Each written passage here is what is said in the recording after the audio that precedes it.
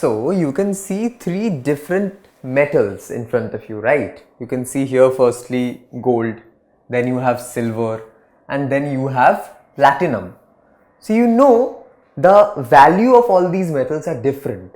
Okay, though all of them are metals, you very well know that. But then why is the value of them different? There must be some reason, right? The existence of different kinds of matter is due to different atoms constituting them. So, the existence of these different metals or anything in front of you are different because of the different atoms. So, atoms are the main thing here, the main determinant of what will be the difference between different elements. Okay, in this case the metals we chose, gold, silver and platinum. Atoms, actually the constituency of atoms tells the value of each of them, like how the constituency is, that defines everything. Now you can see on this side you have the hydrogen atom, oxygen atom, carbon, nitrogen.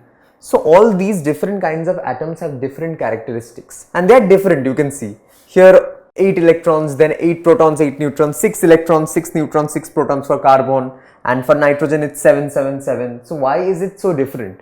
So does it mean that whatever was told by, you remember this person, it's John Dalton, of course. So whatever was told by John Dalton, that atom is the smallest particle and it's indivisible. So does it mean that it's actually true? Because if you see, it's different for different elements. If I draw more, you have hydrogen, oxygen, carbon and nitrogen. If I draw more, if I come up with more, they will be even more different. So what is the actual science behind this?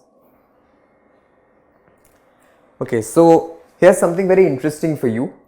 When you actually comb your hair and after that when you try to attract these pieces of paper, you will see they get attracted. You can see like this in this picture, or you may have tried it, or you may try it at your home also. So why does this actually happen?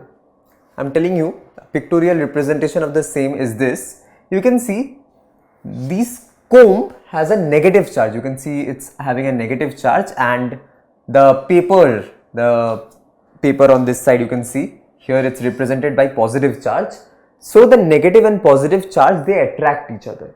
So in this we can understand that atoms are actually divisible because they represent different sort of charges and they can be divided into the smallest charges, like here negative and positive. So atoms are actually divisible particles. So you need to understand this. Now, a very interesting discovery was done by E. Goldstein. Okay, you have to remember this name. E. Goldstein actually did a very interesting discovery. This thing, whatever is in front of you, it may look very complicated. You don't need to exactly remember what is this or the functioning, but this is known as canal rays. Okay, canal rays, you can see it's all about the positive charge due to radiation.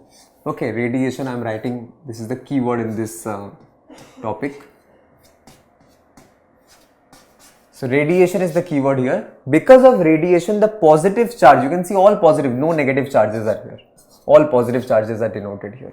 So E. Goldstein in 1886 came up with this concept of canal rays, which represents the positive charge which are generated due to the radiation in this entire setup.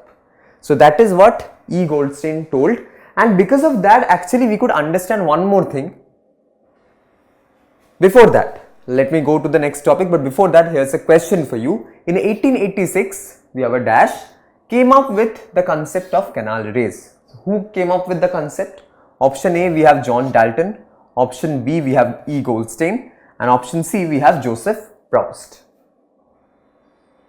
The correct answer is, as we just discussed, option B, E. Goldstein, who came up with the concept of canal rays in 1886. Okay. Now, what I was telling, try to see this picture and more importantly, try to see the discussion around this. This subatomic particle had a charge equal in magnitude but opposite in sign to that of the electron. So, what is the sign of the electron? Try to think about it. I am coming to that. Its mass was approximately 2000 times as that of the electron. It was given the name of proton. So we were talking about atoms till now, and now we can actually see another topic, that is electron and then proton. So what is the charge of electron? The charge of electron is negative. Electron has a negative charge, which does mean that proton will be having a positive charge. Let me display it. Yes, this is the actual picture you can see. This is a pictorial setup. You can consider this while you have to draw an atomic structure, you can also draw something like this. So on the line you can see on the boundary you have the electrons with the negative charges, then you have neutrons also. We have not studied that concept, so I am not going deep into that, and then you have protons with positive charges. So as we discussed in the previous slide only, electrons and protons will be having opposite charges, and you can see the pictorial representation also, electrons with negative charges, protons with positive charges. Now try to read out. The mass of a proton is taken as 1 unit and its charge as +1. Okay. The mass of an electron is considered to be negligible and its charge is -1. So we discussed something about the mass also. If you see in this slide that 2000 times as that of the electron, the mass of the proton is 2000 times as that of the electron, and in this slide we are discussing that the mass of electrons are actually negligible. Okay, so negligible mass and negative charge, and for protons it's 2000 times that of the electron's mass and positive charge. Okay, so this is something you need to remember. So what did we discuss in this video?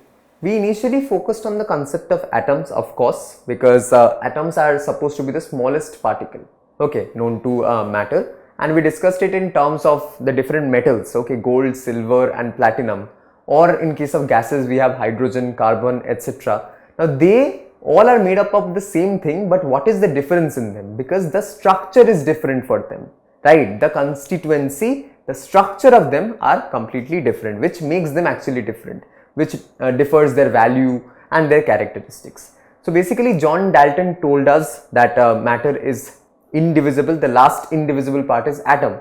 But then when we studied the charges of the particles, we understood that no, atom can also be divided, there can be subdivisions, there can be a structure of the atom, okay, which was first actually shown to us by E. Goldstein, okay, scientist E. Goldstein in 1886 through canal rays. Okay, canal rays basically had one kind of charge, and that was positive charge due to radiation. Okay, then finally we talked about electron and proton. Okay, electron which has negative charge and has negligible mass, and proton is just the polar opposite of that. Proton has 2000 times the mass of electron and positive charge. So these are the takeaways from this video.